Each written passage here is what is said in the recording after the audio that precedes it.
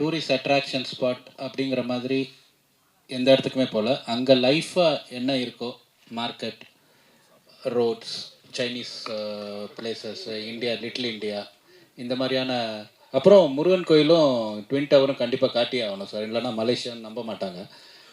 So அதனால் அது ரெண்டு மட்டும் டூரிஸ்ட் அட்ராக்டிவ் பிளேஸ் மாதிரி இருக்கும். மற்றபடி அது வந்து எல்லா பிளேசஸுமே வந்து நார்மலாக அங்கே வாழ்கிற மக்கள் போகிற வர பிளேசஸ் தான் சார் ஷூட் பண்ணோம். இந்த மாதிரி டைரக்டர் சார் கேட்டேன், லக்கி பாஸ்கர் மாதிரியே தீம்லாம் இருக்குது, ஸோ அதை பேஸ்டாக எதுவும் ஸ்டோரி இருக்குமா? இல்லை சார், லக்கி பாஸ்கருக்கு இதுக்கு எந்த சம்மந்தமே கிடையாது sir.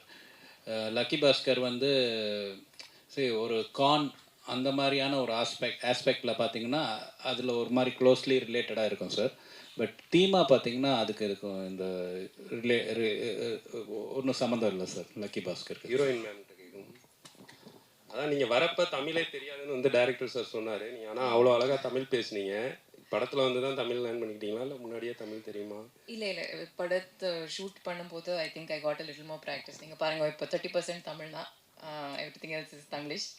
But like I was saying, shoot டைமிங்கில் எல்லோரும் ரொம்ப சப்போர்ட் கொடுத்துருக்காங்க. ஏடிஸ் எல்லோரும் உட்காந்துட்டு every one has 100 different things to do. But every one from Vijay sir, ஆரு sir, every one sat with me. கொஞ்சம் சில சமயம் ஒரு நியூ லாங்குவேஜில் we don't know where to put the bosses, Mphasis எங்கே வரணும் தெரியாது. ஸோ அந்த சின்ன சின்ன விஷயத்தில் எல்லோரும் ரொம்ப சப்போர்ட் கொடுத்துருக்காங்க. ஸோ இப்போ I got 30% because of ways. Hopefully going forward maybe 50-60% one day. இல்லை ஃபஸ்ட்டு படம் விஜய் அண்ணாவோட எப்படி ஃபீல் பண்ணீங்க, அதை பற்றி கொஞ்சம் ஷேர் பண்ணுங்கள். அப்புறம் வந்துட்டு தமிழில் வந்து அடுத்து உங்களுக்கு லைனப்பில் எவ்வளோ படம் இருக்குது? ஏன்னா நீங்கள் நிறைய பேர் சொன்னாங்க நிறையா படம் உங்களுக்கு வரிசையாக இருக்குது அப்படின்னு சொல்லி. ஸோ அதை பர்டிகுலராக கேட்கணும். ஸோ உங்கள் முதல் question, working with Vijay sir was amazing. I have always admired his work and the or audience member and what we see, obviously that I have always had great admiration for. But in the shooting process I got to see a little bit of how sir approaches a character, how he uses improvisations. ஒரு லைன்ல எப்படி சொல்லணும், எப்படி அது breakup பண்ணிட்டா அது meaning கொஞ்சம் change ஆகிடும். how you can get all those smaller nuances. So as an artist it was like ஒரு மாஸ்டர் கிளாஸ் மாதிரி. ரொம்ப நல்லா இருந்தது. ஐ லேர்ன்ட் அ லாட்.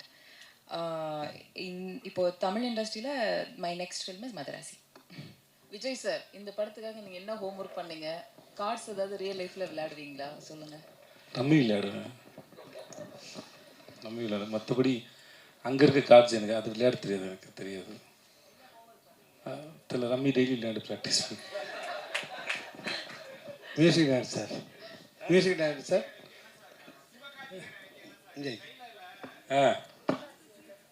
யார்? நாகராஜா?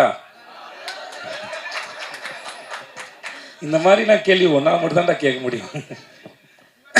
இல்லைடா, அது ஆக்சுவலாக அந்த சீனில் அது வச்சோன்னே என்ன மாதிரி யாருக்குன்னு கேட்டோன்னே அது யோகி பாபு சார் கொடுத்த கமெண்ட். அவரையும் சொன்னார், சிவாவையும் சொன்னார், இன்னொரு ஹீரோவையும் சேர்த்து சொன்னார். அது படத்தில் இருக்குன்னு இருக்கா அப்படி சொன்னார். இல்லை இவர் மாதிரி இருக்குல்ல, அவர் மாதிரி இருக்குன்னு சொன்னாப்புல. சார் 3 பேர் சொன்னாரா? 3 பேர் சொன்னார். அவர் ஒரு டைமிங் தான், அது வேறு ஒன்றும் இல்லை. ஓகே தானா? வேறு ஏதாவது கேள்வி இருக்காங்க சார்? மியூசிக் டைரக்டர் சார் எதிர்பார்க்குறாரு அவர். சார் ஒரு நிமிஷம் இருங்களேன் ஐயா, நாகராஜ் கேள்வி கேட்டிருக்கான்.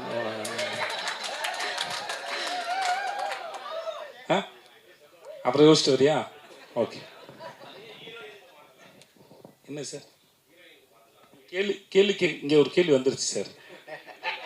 சார் ரொம்ப மைக் வச்சுட்டு இருக்கா sir. Sir music director sir, ஒரு படத்தில் வந்து பாட்டுகள் எடுக்கும்போதும் ரீரெக்கார்டிங் அவங்களே தான் பண்ணுவாங்க. ஆனால் இப்போ இளையராஜெல்லாம் பிஸியாக இருக்கும்போது தீபாவளியிலலாம் 5 படம் 6 படம் இருக்கும்போது அவர் தான் பண்ணுவார். நீங்கள் ஆர்ஆருக்கு மட்டும் வெளியில் இல்லை சார், இன்றைக்கி ஃபார்மேட் மாறிடுச்சு. ஸோ டிஜிட்டலாக இருக்கும். ஸோ இப்போ கிளாஸ் ஒர்க் வரப்போ நம்மளோட டேட்ஸு எல்லாமே சரியாக ரிலீஸ் ஆகணும்னா அதுக்கேற்ற மாதிரி ஒர்க் பண்ணணும். ஸோ என்னோடய இதுவாக வந்து அதை நம்ம சேர்ந்து ஒர்க் பண்ணி அதை முடிக்கணும். ஸோ இந்த மாதிரி ஒரு அர்ஜென்சியான டைமில் வந்து ஏதோ ஒன்று பண்ணணுமே, அந்த மாதிரி உடன்பாடு எனக்கு பர்சனலாக கிடையாது. ஸோ அவங்களும் வந்து நல்லா ஃபுல் இன்வால்மெண்ட்டோட தான் ஒர்க் பண்ணாங்க. ஸோ அதனால தான் இது பேக்ரவுண்ட் ஸ்கோர் எனக்கும் இன்னொரு ப்ராஜெக்ட் கமிட் இருந்துச்சு. ஸோ அவர் அந்த டைம் லைன் வந்து செட் ஆகலை, வேறு எதுவும் இல்லை. விஜய் ப்ரோ. ப்ரோ பீட்சா படத்துக்கு அப்புறம் வரிசையாக 3, 4, 5, 6, 7 படம்லாம் வருஷத்துக்கு பண்ணியிருக்கீங்க. போன வருஷம் 3 படம், இந்த வருஷம் இப்போ தான் அக்கௌண்ட்டே ஆரம்பிக்குது. இப்படி வருஷத்துக்கு 3 படமாவது பண்ண வேணாமா? அதான் ப்ரோ, என்ன ப்ரோ பண்ணா ஏன் பண்ணுறேன்னு கேட்குறீங்க ப்ரோ? பண்ணா ஏன் பண்ணலன்னு கேட்குறீங்க ப்ரோ? நான் என்ன பண்ணிட்டேன் ப்ரோ சொல்லுங்கள் ப்ரோ. கேட்க மாட்டேன். ப்ரோ இதுக்கு முன்னாடி யோசிச்சு பாருங்க ப்ரோ, லிஸ்ட்லாம் எழுதி போட்டு நீங்கள் தான் எல்லோரும் சாட்சி இல்லை, எல்லாரும் சாட்சி. அதனால் வந்து அந்த பண்ணதுக்கு நான் காரணம் இல்லை, பண்ணாமல் போகிறதுக்கு நான் காரணம் இல்லை. ஏன்னா சில சமயம் சில படங்களை பண்ணியிருப்போம். இப்போ முன்னாடி சொன்ன பதில் தான் அது. என்னென்னா அந்த படங்கள் ரிலீஸ் வந்து நம்ம இப்போ இன்றைக்கி இந்த படம் ரிலீஸ் ஆகுதுன்னா இதை நானாக ஃபிக்ஸ் பண்ணுறேன் இல்லை, என் ப்ரொடக்ஷன் அப்படி தான் ஃபிக்ஸ் பண்ணுறேன். ஸோ சில படங்களை வந்து அவங்க நல்ல நாள் பார்க்குறது இல்லை தள்ளி போடுறதுலாம் அவங்களோட சாய்ஸ். அது அப்படி தேங்கி வரும்போது அது மொத்தமாக தெரிஞ்சிருக்கும், அப்படி தானே ஒழிய. மற்றபடி நான் வழக்கமாக என்னுடைய வேலைகளை செஞ்சுக்கிட்டு தான் இருக்கிறேன். ரிலீஸ் வந்து ப்ரொடக்ஷன்ஸ் பிளான் பண்ணுறாங்க, அவ்வளோதான், வேறு ஒன்றும் இல்லை. Okay bro. விஜய் சேவி சார், நீங்கள் இந்த வர்ணம் படத்தை பற்றி பேசுனீங்க, அவர் ஹெல்ப் பண்ணார்னு. அது வந்து எப்போமோ வந்த படம், நடுவில் கொஞ்சம் பக்கத்துக்கு காணும் சொன்னீங்க, நன்றி இதை பற்றி சொன்னீங்க. அதே மாதிரி நீங்கள் நிறைய பேருக்கு, தயாரிப்பாளருக்கு, நடிகர்களுக்கு, கேமராமேனுக்கு எல்லாம் நிறைய வாய்ப்பு கொடுத்துப்பீங்க. அவங்களாம் நன்றியோடு இருப்பாங்களா? அவங்க அப்படி இல்லாமல் இருக்கும்போது உங்கள் மனநிலை எப்படி இருக்கும்? ரொம்ப நாள் முன்னாடி ஒரு இன்டர்வியூவில் எனக்கு கேள்வி கேட்டாங்க, மற்றவங்க நம்மளை யூஸ் பண்ணிக்கும்போது நீங்கள் என்ன நினைக்கிறீங்க கேட்டாங்க. சரியாக தெரிஞ்சால் நல்லா யூஸ் பண்ண முடியும் என்ன அப்படின்னு சொல்லியிருந்தாங்க. ஸோ அதே போல் தான் இது. மற்றபடி சார் இப்போ யாருக்காவது எதையாவது இப்போ இவர் எனக்கு ஒரு உதவி பண்ணார்னு வச்சுக்கோங்களேன், இவன் நாளைக்கு வந்துடுவான், இவனை வச்சு படம் மூணாக நினச்சி பண்ணுறது அந்த நேரத்தில் தன்னுடைய தொழிலுக்கு சரின்னு எதையோ அதை அவர் செஞ்சார் ஒழிய இவனுக்கு வாய்ப்பு தரணுங்கிறதுக்கு அவர் அது பண்ணல. ஆனால் அந்த பலனை அடைஞ்சவன் நான், என்கிட்ட நன்றி விசுவாசம் இருக்குது. நான் அதை திருப்பி செலுத்துவதற்கு காலம் எனக்கு ஒரு சந்தர்ப்பம் வழங்குது. அதுவும் நான் சும்மா ஓகே எது வேணால் பண்ணலாம் ஆறுமுகத்தோடும் பண்ணல. என் தொழிலுக்கு சரின்னு படுற இந்த கதை நல்லா இருக்குது, இது சரியாக பண்ணுவான்னு நினச்சி. ஸோ அந்த காலம் அந்த தொழிலுக்கான நியாயங்கிற தராசில் வச்சு தான் அது 2 பேரும் ஒருத்தருக்கு ஒருத்தர் பரிமாறிக்கிட்டோமே ஒழிய இது கிடையாது. ஸோ பட் ஆனால் எனக்கு அன்னைக்கு தேதிக்கு அந்த வேலை எவ்வளோ பெரிய வேலை செஞ்சதுன்னு இருக்குல்ல இவர் செஞ்ச. ஏன்னா அது வந்து எப்படின்னா யாருடைய பார்வையாவது நம்ம மேலே விழுந்துடாதா அப்படிங்கிற ஒரு ஏக்கத்தோடையே அது தெரிகிற ஒரு காலகட்டம் தான். ஓகே, அந்த மாதிரி ஒரு சந்தர்ப்பத்தில் காலம் சரியாக கணிஞ்சு வரும்போது ஒருத்தர் வந்து உங்களுக்கு வந்து ஓகே நீங்கள் இங்கே எடுத்துருந்தீங்க, ஓகே இதுக்கப்புறம் இந்த சீட்டுக்கு நான் வந்து போங்க அப்படின்னு சொல்கிறாங்க. அந்த நிகழ்வு என் வாழ்க்கையில் இவருக்கு சாதாரணமாக இருக்கலாம். நம்மளும் இப்போ நீங்களும் நானும் இங்கே இருக்க எல்லாருமே வந்து சாதாரணமாக வரும்போது நம்ம யாருக்கோ ஒருத்தருக்கு ஒரு சின்னதாக ஒரு வேலை செஞ்சுருப்போம். அது அவர்கள் வாழ்க்கையில் என்ன பண்ணுது. மெய்யழகன் படத்தோட கதையை போல தான். அரவிந்த் சாமி சாரோட ஃபேமிலி ஒரு சைக்கிளை கொடுத்துட்டு போனதில் ஒரு குடும்பம் வந்து எவ்வளோ பெருசாக கட்டத்துக்கு நான் வந்து போச்சுங்கிறது இல்லையா. அவங்க கொடுக்கும்போது இந்த வச்சு சைக்கிளை வச்சு வாழ்க்கையில் முன்னேறுப்பா அப்படின்னு கொடுக்கல. பட் அந்த சைக்கிளை வச்சுட்டு அந்த குடும்பம் எப்படி முன்னேறினாங்கிறது அவங்களுடைய தனிப்பட்ட உழைப்பு தான் காரணம். அதே போல் தான் பெறுகிற உதவியோ இல்லை இந்த மாதிரி செயல்னால கிடைக்கிறத வச்சு நம்ம எப்படி வரோங்கிறது தான் இருக்குது. பட் இருந்தாலும் ஸ்டில் எனக்கு இன்னமும் அது இருக்குது, அது உள்ளே இருக்குது. அது இன்னமும் என்னை வந்து அதான் சொன்னாங்க உயிர்ப்போடு இருக்க வைக்கிறது அது. ஸோ அதுக்கு என்றைக்குமே நன்றி கடன் பட்டிருக்குன்னு சொல்லுவேன். என்ன வேணால் நடக்கலாம், எனக்கு அவருக்கு சண்டைகள் வரலாம், மிஸ் அண்டர்ஸ்டாண்டிங் வரலாம், அது வேற ஒரு சம்பத்தினால் நிகழ்வது. நான் துபாயில் வேலை போது என்னோடய பாஸ் சொன்னார், உனக்கும் இன்னொருத்தருக்கு சண்டை வருதுன்னா அது 2 உடம்புக்கான சண்டை இல்லை, ஒரு விஷயத்தை பற்றின சண்டையை ஒழிய அது தனி மனுஷனுக்கானது இல்லை அப்படின்னு சொல்லுவோம். அது எனக்கு ரொம்ப முக்கியமான பாடமாக நான் நினைக்கிறேன். அந்த மாதிரி மிஸ் அண்டர்ஸ்டாண்டிங் வரலாம், சண்டை என்ன வரலாம். பட் ஆனால் அவரால் நான் பெற்ற பலன், என் வாழ்க்கை நடந்த மாற்றங்கள் வந்து யாரும் மாற்ற முடியாது. ஒருவேளை இதெல்லாம் கடவுள் தான் பிளான் பண்ணி செய்கிறாருன்னா அந்த கடவுள் எனக்கு பிளான் பண்ணி அனுப்பின ஒரு ஆளாக அவர் பார்க்குறேன். ஓகே இந்த வேலையை அவர் செய்யுங்கன்னு சொல்கிறாங்க. ஸோ அப்படி தான் பார்க்குறேன் சார். நன்றி சார். உங்களுக்கு தான் கேள்வி. இது வரைக்கும் இல்லை உங்களுக்கு தான் நமக்கு தானே இது. ஆமாம், இது வரைக்கும் எந்த ப்ரெஸ் மீட்லேயும் எப்போவுமே கண்ணாடி போட்டு நாங்கள் பார்க்கவே இல்லை உங்களை. இந்த ப்ரெஸ் மீட்டுக்கு வந்து இல்லை இந்த ப்ரெஸ் மீட்டுக்கு வரும்போது நீங்கள் எங்கே பார்க்குறீங்கன்னே தெரியல. கண்ணாடி பாருங்க, என் கண்ணு நல்லாவே தெரியும். ஒருவேளை மிஸ்கினுக்கு போட்டியா வந்துட்டு கிளாஸ் போடுறதுக்கு ஆரம்பிச்சிருக்கீங்க. ஏன்னா அவரோட ட்ரெயின் படத்துக்கு மிஸ்கின் சாருக்கு போட்டியாக போடுறதும் டேரக்டர் தான் சார். அவங்க கண்டிப்பாக கண்ணாடி போட்டால் மிஸ்கின் ஆக முடியாது சார். அதனால் நான் அவரோட வேலை செஞ்சுருக்கேன்.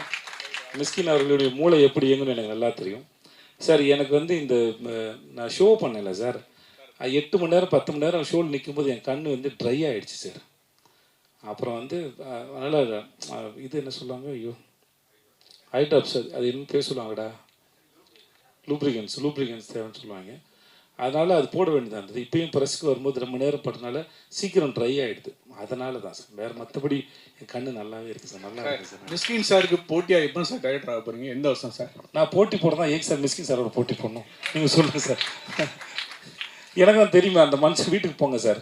அவர் புத்தகத்து மேலே தூங்குறாருல, படுக்கையில் படுத்து தூங்குறான்னு தெரியுது. அவ்வளோ படிக்கிற ஒரு ஆள். நீங்கள் அவர்கிட்ட போய் எந்த விஷயம் வேணா கேளுங்க, யாரை வேணா கேளுங்க. ரொம்ப ஆத்மார்த்தமாக சொல்லி கொடுக்க ஒரு மனுஷன். மறைக்க தெரியாது அவருக்கு. ஸோ எனக்கு அவரோட சிந்தனையும் சரி, ரொம்ப சின்சியராக, ரொம்ப ஆழமாக, ரொம்ப நேர்மையாக படம் பண்ணக்கூடிய மனுஷன். நான் இதுக்கு அவரோட போட்டி போடுவேன். ரசிகனாக இருந்துட்டு போயிடுறேனே. அவருக்கு ஒரு சகோதரனாக இருக்கேன், தம்பியாக இருக்கிறேன். என்னை கண்ணம்மான்னு செல்லமாக கூப்பிடுவாப்புல. ஸோ அப்படியே இருந்துட்டு போகிறேன். நான் இதுக்கு அவரோட போட்டி போகணும். நாளைக்கு நான் படம் பண்ணாலும் அவர் என்னை வந்து ரசித்து கண்ணம்மான்னு என்னை முதல்ல பார்த்து கொண்டாடக்கூடிய ஒரு மனுஷன். கடைசி வருஷம் ஒரு படத்தை பார்த்து அவருக்கு என்ன சார் இருக்குது, விசாரணை ஒரு படத்துக்கு அவர் ஏன் சார் சமுத்திரகனி சார் சொன்னார்ல, அவர் நிஜமாகவே சினிமாவை அவ்வளோ உண்மையாக ரொம்ப நேர்மையாக நேசிக்கூடிய ஒரு மனுஷன். அவர் பேசுறது முன்ன பின்ன புரிஞ்சிக்கப்படலாம் மொழியே. அவர்கிட்ட அந்த மாதிரியான எந்த விதமான யாரையும் இறக்கி பேசணுங்கிற எண்ணமே இருக்காது. ஏன்னா தன்னுடைய படம் இப்போ இங்கே வரோம், இன்றைக்கி உட்காந்து பேசணும்னா என்னென்னா, எங்களுடைய படம் ரிலீஸ் ஆகுது, நீங்கள் தான் எங்களோட படத்தை கொண்டு போய் மக்கள்கிட்ட கொண்டு போய் சேர்க்க முடியும். கொண்டு போய் சேர்க்க வேண்டிய வேலை இருக்குது. நாங்கள் பேசுகிறோம். சம்மந்தமில்லாத வேற ஒருத்தர் படத்தை இங்கேருந்து போய் மணிகண்டன் போய் பார்த்து உட்காந்து சந்தித்து அதை பேசி படம் பார்த்து ஒரு வீடியோ எடுத்து போட வேண்டிய அவசியம் அவருக்கு என்ன இருக்க போகுது? அற்புதமான மனிதர் நான் சந்திச்சதில்லை. Okay, thank you sir. Director sir, ஒரு கேள்வியிலே 3 கேள்வி நான் தான். என்னென்னா, ஃபஸ்ட்டு இந்த உங்கள் பாட்டு உருகுது பாட்டு ஒரு 75 லட்சத்தை தாண்டி போயிட்டுருக்குது. அந்த மியூசிக் டைரக்டரில் பக்கத்தில் உட்காந்து நீங்கள் வேலை, அவர் பிரமாதமான மியூசிக் டைரக்டர், அது விஜய் சேதுபதி சாரே சொன்னார். ஆனால் நீங்கள் உட்காந்து வேலை வாங்கினதுனால தான் அப்படியா? படத்துலேயும் வேறு பாட்டு அதிகம் இல்லைன்னு சொன்னீங்க. அது ஒரு கேள்வி. அடுத்தது, ஒரு படத்தில் வில்லன் நல்லா இருந்தால் தான் ஹீரோ டெப்த்தாக காமிக்க முடியும். அதனால தான் அவினாஷும் பப்ளுவும் தேடி பிடிச்சி போட்டிருக்கீங்களா? அது ஒரு கேள்வி. இது எல்லாத்துக்கும் மேலே 10 அசிஸ்டண்ட்டை மேடையில் நிறுத்துனீங்க. இப்போல்லாம் 4 அசிஸ்டன்ட் வச்சுருந்தாலே 2 லேடி அசிஸ்டன்ட் வச்சுக்கிறாங்க நம்ம டைரக்டருங்க. நீங்கள் ஏன் பெண்களுக்கு முக்கியத்துவம் கொடுக்கலையா? திரும்பி நீங்கள் தான் ப்ரொடியூசரும் கூட. 3 கேள்விக்கும் பதில் சொல்லுங்கள். நன்றி சார். மியூசிக் டைரக்டர் வந்து இந்த பாட்டு வந்து ஒரு 4 எத்தனை பாட்டு போட்டோம்? இதுக்கு நிறைய பாட்டு போட்டோம் சார். இது எப்படின்னா, இந்த பாட்டு உருகுது பாட்டு வந்து ஃபஸ்ட்டு போடவே இல்லை சார். ஒரு பாட்டு போட்டு எடுத்துகிட்டு போய் மலேசியாவில் வந்து அந்த பாட்டுக்கு ஷூட் பண்ணோம் சார். அந்த மாண்டாஜ் சாங் தான் ஃபுல்லாக. அந்த பாட்டு போட்டுக்கிட்டு இருக்கையில் இன்னொரு பாட்டும் கையில் இருந்தது சார்.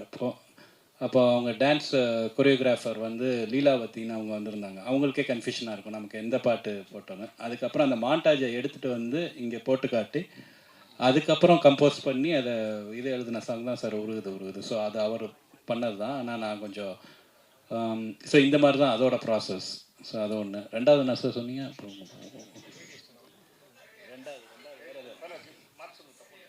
இல்லை சார், யாரும் இல்லை சார், ஓடிட்டாங்க.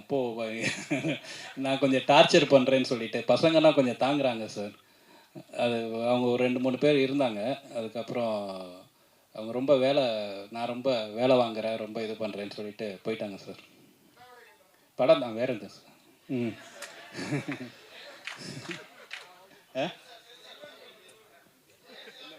வில்லன்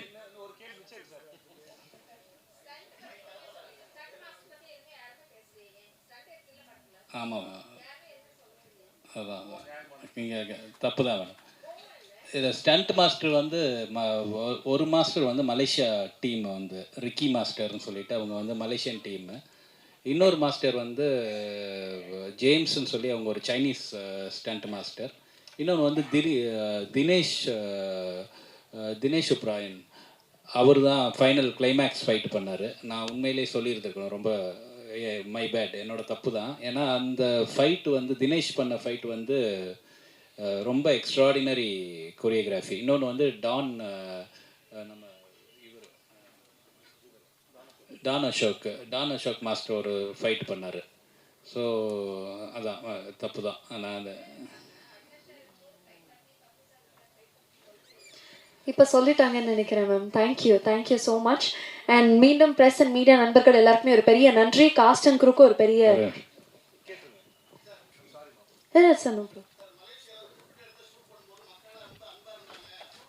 எல்லா இடத்துலையும் சார், எல்லா இடத்துலையும் சார். இல்லை சார், நான் அங்கேயும் இல்லைன்னு சொன்னேன், எங்கேயுமே இல்லை சார். இல்லை சார், ஓகே, எங்கேயுமே இல்லை சார். எப்பவுமே பொதுமக்கள் வந்து சார் அவங்களுக்கு மூல தேவையில்லை சார், வந்து நம்மளோட ஃபோட்டோ எடுத்து நம்மளை சந்திக்கணும். நம்மளை சந்திக்க வர்றது பேரன்பு தானே சார், அதை ரிசீவ் பண்ணுறதுல ஒன்றும் இல்லை சார். அதனால் எப்பயுமே அது சந்தோஷம் தான் சார்.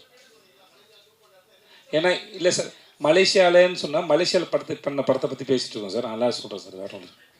ஏன்னா மலேசியா பற்றி அவங்க கேட்டாங்க சார், அதனால் அதை பற்றி சொன்னேன் சார்.